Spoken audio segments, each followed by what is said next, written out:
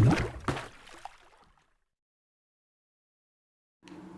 Students, आज 6 जनवरी 2019 है और आज का मोस्ट इंपॉर्टेंट करंट अफेयर लेकर आया हूं। जो लोग पहली बार हमारे चैनल पे आ रहे हैं, डेली सबसे पहले करंट अफेयर देखने के लिए हमारे चैनल को सब्सक्राइब कर लीजिए और इस तरह के बेल आइकन को प्रेस कर दीजिएगा ताकि जो भी वीडियो अपलोड करूंगा उसका नोटिफिकेशन आपको मिल जाएगा। आज के करंट अफेयर का PDF नीचे डिस्क्रिप्शन से आप डाउनलोड कर सकते हैं। करंट अफेयर के साथ साथ जो भी इंपॉर्टेंट एक्स्ट्रा फैक्ट होंगे वे सभी हम लोग डिस्कस करेंगे। वीडियो देखने के बाद पसंद आता है तो लाइक और शेयर जरूर करना। अब चलिए स्टार्ट करते हैं। पहला क्वेश्चन है, 4 जनवरी से 80वां राष्ट्रीय टेबल टेनिस चैंपियनशिप 2019 का आयोजन कहाँ शुरू हुआ है? इसका आयोजन शुरू हुआ है ओडिशा में। ऑप्शन ए राइट आंसर है। ओडिशा में कहाँ पर? कटक में। और कटक में जवाहरलाल नेहरू स्टेडियम में इसका आयोजन शुरू हुआ है। समापन होगा 9 जनवरी को। इसमें देश के विभिन्न हिस्सों के 550 खिलाड़ियों सहित 35 टीमें भाग ले रही हैं। ओडिशा आंसर है। ओडिशा के बारे में जानेंगे। सबसे पहले मैप देखिए, ये रहा ओडिशा। 4 राज्यों से सीमा टच करती है इसकी। कौन कौन से राज्य? पश्चिम बंगाल, झारखंड, छत्तीसगढ़ तथा आंध्र प्रदेश। तेलंगाना से इसकी सीमा टच नहीं करती है। गठन हुआ था 1 अप्रैल 1936 को। क्षेत्रफल की दृष्टि से 8वां सबसे बड़ा राज्य है और जनसंख्या की दृष्टि से 11वां सबसे बड़ा राज्य है। साक्षरता दर है यहाँ की 72.87%। लिंगानुपात है 979। मुख्यमंत्री हैं नवीन पटनायक। राज्यपाल हैं गणेशी लाल। कैपिटल है भुवनेश्वर। लोकसभा सीट की संख्या 21, राज्यसभा सीट की संख्या 10, विधानसभा सीट की संख्या 147। जिलों की संख्या कुल 30 है। मुख्य न्यायाधीश हैं कल्पेश सत्येंद्र झवेरी। लोक नृत्य हैं ओडिसी तथा घुमुरा। नेशनल पार्क है Bhitarkanika national park, Simlipal national park, Balukhand Konark wildlife sanctuary, Chilika wildlife sanctuary, Gahirmatha national park, Kotagarh wildlife sanctuary, Nandan Kanan wildlife sanctuary तथा Lakhari valley wildlife sanctuary. बांध के बारे में बात करें तो यानी डैम, हीराकुंड डैम महानदी पर है। मंदिरा डैम शंख नदी पर है। रेंगाली डैम ब्राह्मणी नदी पर है। हीराकुंड डैम जो है भारत का चौथा सबसे बड़ा डैम है और भारत का पहला सबसे बड़ा डैम कौन सा है यानी सबसे बड़ा, वो है टेहरी डैम जो कि भागीरथी नदी पर है उत्तराखंड में। चलिए अगला क्वेश्चन है, व्यापार करने की आसानी में सुधार करने के उद्देश्य से 4 जनवरी को लोकसभा ने किस विधेयक को पारित कर दिया? किस विधेयक को? कंपनी संशोधन विधेयक 2018 को लोकसभा ने पारित कर दिया है। अब यह विधेयक राज्यसभा में जाएगा। Option B right answer.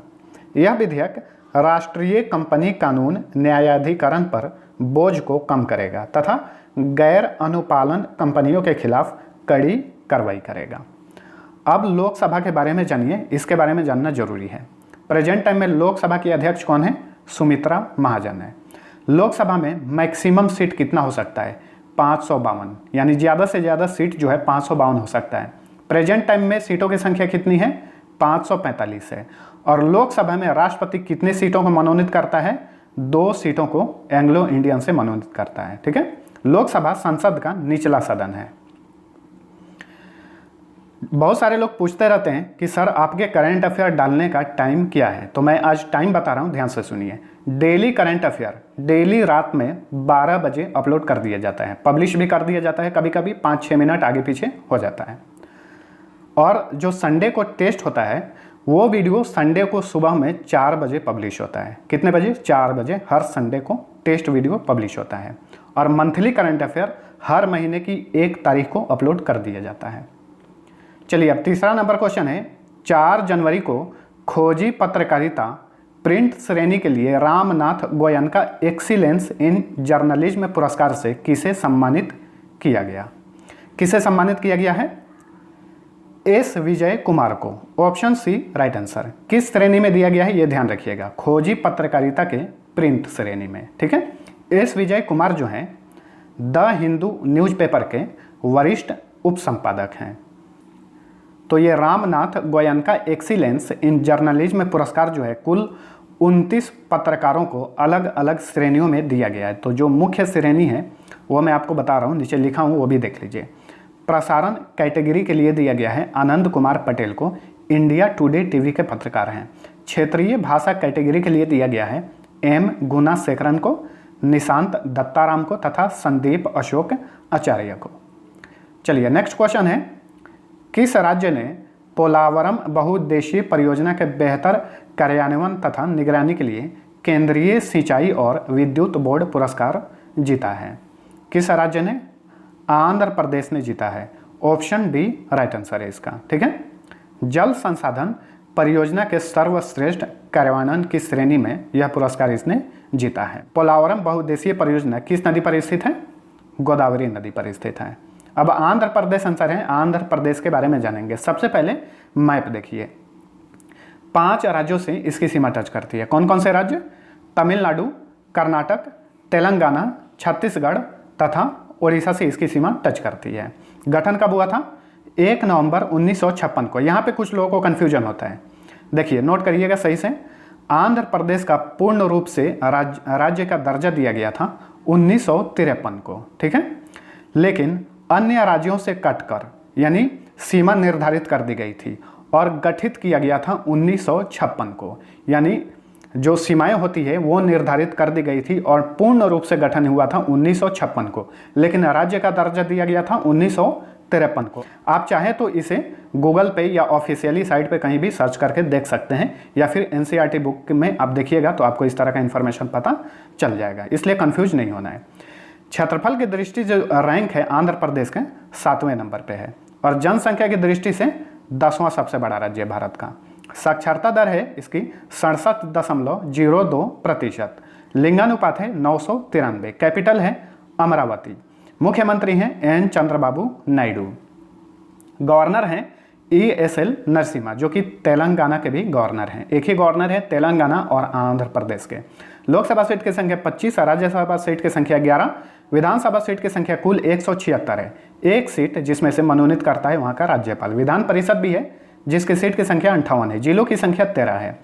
मुख्य न्यायाधीश जो हैं ये टी राधाकृष्णन जो हैं ये तेलंगाना हाई कोर्ट के अब मुख्य न्यायाधीश हैं। अब आंध्र प्रदेश के ये मुख्य न्यायाधीश नहीं रहे हैं क्योंकि आंध्र प्रदेश का अपना अलग एक उच्च न्यायालय स्थापित हो चुका है। और आंध्र प्रदेश उच्च न्यायालय के एक्टिंग मुख्य न्यायाधीश कौन है? वो हैं छागरी प्रवीण कुमार। नोट कर लीजिएगा, इसको मैं एडिट नहीं कर पाया हूँ, नेक्स्ट टाइम कर दूंगा। ठीक है, नोट कर लीजिएगा सही से।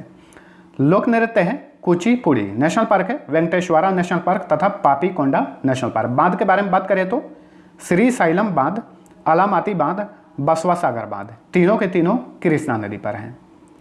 अगला क्वेश्चन है, एशिया कॉम्पिटिटिव इंस्टीट्यूट की ताज़ा रिपोर्ट के अनुसार ease of doing business index 2018 में कौन सा राज्य शीर्ष पर है यानी पहले स्थान पर है? तो इसमें भी आंध्र प्रदेश पहले स्थान पर है।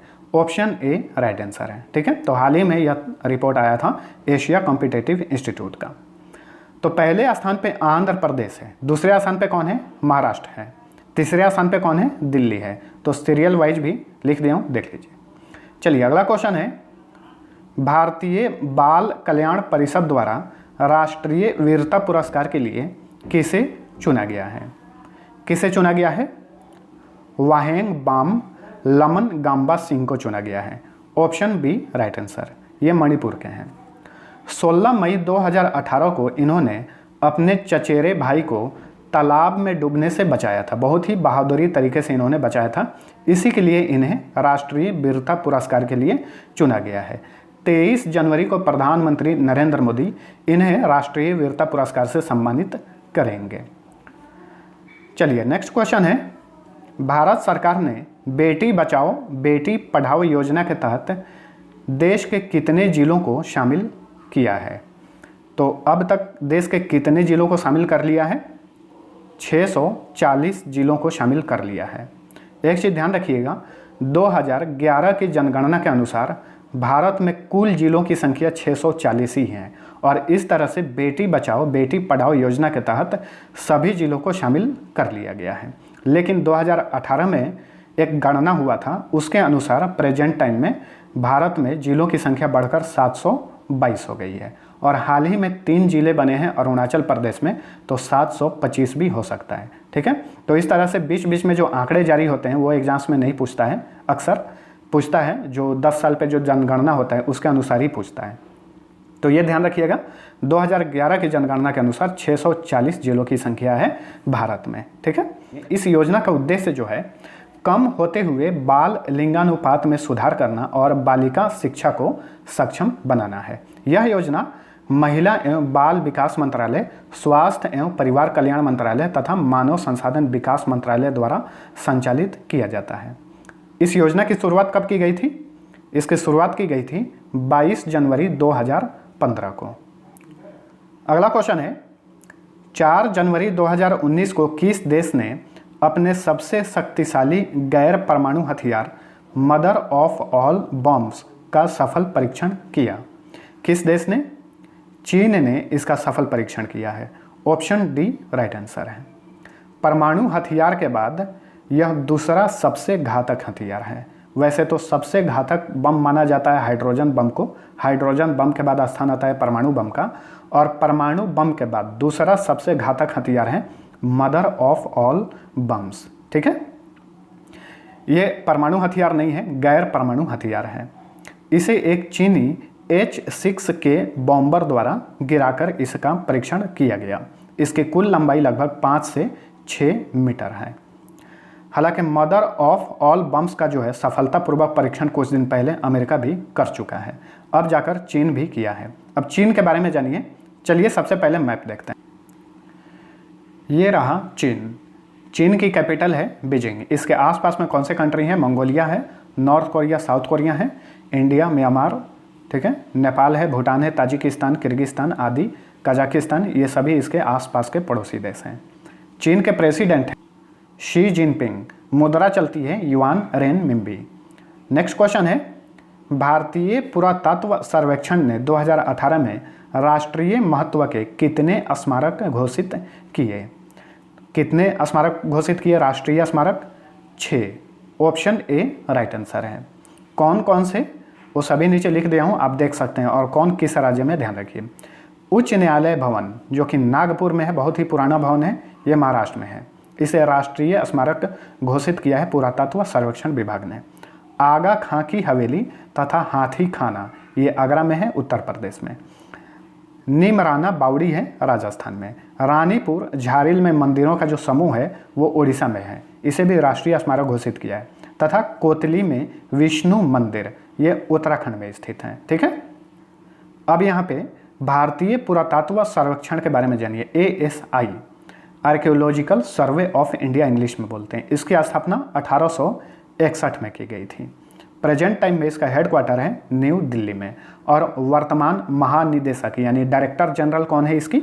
उषा शर्मा। नेक्स्ट क्वेश्चन है, 6 जनवरी से 8वीं अंतर्राष्ट्रीय मैराथन 2019 का आयोजन कहाँ हो रहा है? यानी इसका आयोजन आज ही से शुरू हो रहा है। कहाँ पर? गुजरात में इसका आयोजन शुरू हो रहा है। Option B right answer. Gujarat में कहाँ पर? वडोदरा में। ठीक है, और यह मैराथन जो है दूरी के मामले में 4 श्रेणियों में आयोजित किया जा रहा है। 42 किलोमीटर, 21 किलोमीटर, 10 किलोमीटर तथा 5 किलोमीटर श्रेणी में। अन्य श्रेणियों में दिव्यांग, पैरालंपिक रन, स्वच्छता रन, प्लेज रन तथा जवान रन भी शामिल हैं। गुजरात के वडोदरा में, ध्यान रखिए गुजरात आंसर है। इसके बारे में जानेंगे। सबसे पहले मैप देखिए, ये रहा गुजरात। 3 राज्यों से इसकी सीमा टच करती है, वो है महाराष्ट्र, मध्य प्रदेश तथा राजस्थान। यूनियन टेरिटरी 2 हैं इसकी सीमाओं से टच करती है, वो है दमन एंड दीव तथा दादरा एवं नगर हवेली। गठन हुआ था गुजरात का 1 मई 1960 को। क्षेत्रफल की दृष्टि से भारत का 5वां सबसे बड़ा राज्य है और जनसंख्या की दृष्टि से 9वां सबसे बड़ा राज्य है। साक्षरता दर है 78.03%। लिंगानुपात है 919। कैपिटल है गांधीनगर। सीएम है विजय रूपानी। राज्यपाल हैं ओम प्रकाश कोहली। लोकसभा सीट की संख्या 26, राज्यसभा सीट की संख्या 11, विधानसभा सीट की संख्या 182, जिलों की संख्या कुल 33 है। मुख्य न्यायाधीश हैं यहाँ के गुजरात उच्च न्यायालय के आर सुभाष रेड्डी। लोक नृत्य है डांडिया तथा गरबा। नेशनल पार्क है Gir national park, blackbuck national park, Vansda national park तथा marine national park. Marine national park को गल्फ ऑफ कच्छ के नाम से भी जाना जाता है। बांध के बारे में बात करें तो सरदार सरोवर डैम नर्मदा नदी पर है, उक्कई डैम ताप्ती नदी पर है तथा धरोवी डैम साबरमती नदी पर है। तो ये था हमारा आज का करंट अफेयर। इसका PDF नीचे डिस्क्रिप्शन में मिल जाएगा, आप वहाँ से डाउनलोड कर सकते हैं। जो लोग इंग्लिश मीडियम वाले हैं, सेम करंट अफेयर नीचे डिस्क्रिप्शन में इंग्लिश में मिल जाएगा, आप वहाँ से टेक्स्ट के रूप में पढ़ सकते हैं। चलिए सबसे पहले 5 लोगों का नाम बता रहा हूँ, शॉर्टलिस्ट किया गया था। सभी लोगों ने आंसर लगभग सही दिया था, उसमें से 5 लोगों का नाम शॉर्टलिस्ट किया गया। उसमें से एक हैं राजेंद्र सिंह राजपूत, दूसरे हैं विशाल वर्ष ने, तीसरे हैं तनु रॉय, चौथे हैं ममता शर्मा, पांचवें हैं राहुल चौधरी। तो आप लोग भी जो भी क्विज पूछूंगा लास्ट में उसका आंसर जल्दी से कमेंट करिए, हो सकता है कल के वीडियो में आपका नाम लिया जाए। क्यों नाम लिया जाता है? प्रोत्साहित करने के लिए, मोटिवेट करने के लिए, मनोबल बढ़ाने के लिए, ठीक है। तो वीडियो को लाइक और शेयर जरूर करना। तो पहले क्वेश्चन का, केंद्रीय मंत्रिमंडल ने मौजूदा राष्ट्रीय स्वास्थ्य एजेंसी को किस नाम से पुनर्गठित करने की मंजूरी दे दी है? तो इसका सही आंसर था राष्ट्रीय स्वास्थ्य प्राधिकरण, ऑप्शन सी। दूसरा क्वेश्चन था 2011 की जनगणना के अनुसार भारत का लिंग अनुपात कितना है? इसका भी आंसर लगभग सभी लोगों ने सही दिया था, 943 है, ऑप्शन बी राइट आंसर। अब चलिए आज का क्वेश्चन है, पहला है केंद्रीय मंत्री हरदीप सिंह पुरी ने 4 जनवरी को स्वच्छ सर्वेक्षण 2019 का उद्घाटन किया। इस सर्वेक्षण में कितने शहरों को शामिल किया गया है? दूसरा क्वेश्चन है निम्न में से कौन सिक्किम की राजधानी है? दोनों का आंसर है, फटाफट कमेंट कर दीजिए।